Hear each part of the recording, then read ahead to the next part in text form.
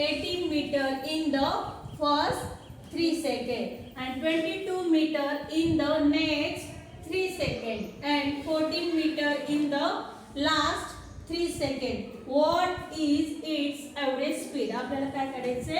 Average speed काढायचे. Average म्हणजे काय?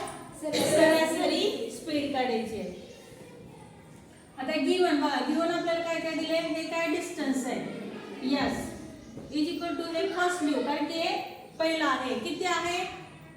18 मीटर. देन नेक्स्ट S2 किती आहे? 22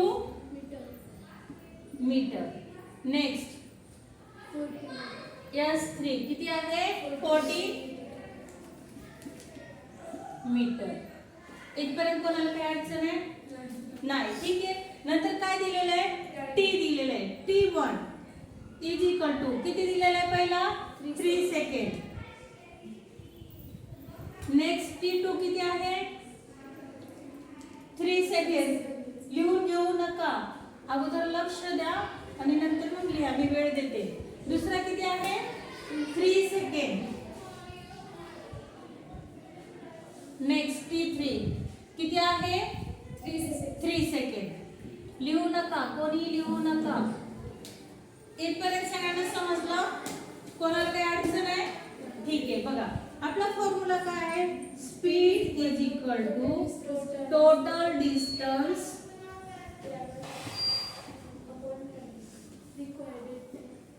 डिस्टन्स ट्रॅव्हल्ड अपॉन टाइम. पाठाय सगळ्यांना हा फॉर्म्युला? ठीक आहे. आता आपल्याला काय केलंय? डिस्टन्स तर ऑलरेडी दिलेला आहे, टाइम पण दिलेला आहे. घेऊन घ्या. स्पीड इज इक्वल टू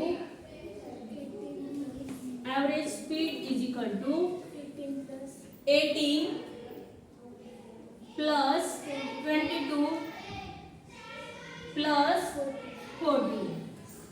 आता टाइम सांगा. 3 प्लस 3 प्लस 3. बघा 18 आणि 22 किती होतात? 14 किती होतात? 54. ठीक आहे. डिवाइडेड बाय 3 आणि 3 6 आणि 3 9. मग भाग घालायला 9 1 9 9 सकी 54.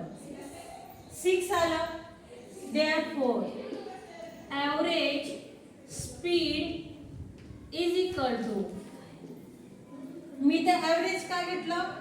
कारण की आपण सगळे घेतले म्हणून घेतलं. ठीक आहे. Next average speed is equal to 6 metre per second आणि स्पीडचं SI युनिट काय आहे? Metre per second. That is your answer. समजलं? कोणाला काय अडचण आहे? लिहून घ्यायचं का? लिहून घ्या. ठीक आहे.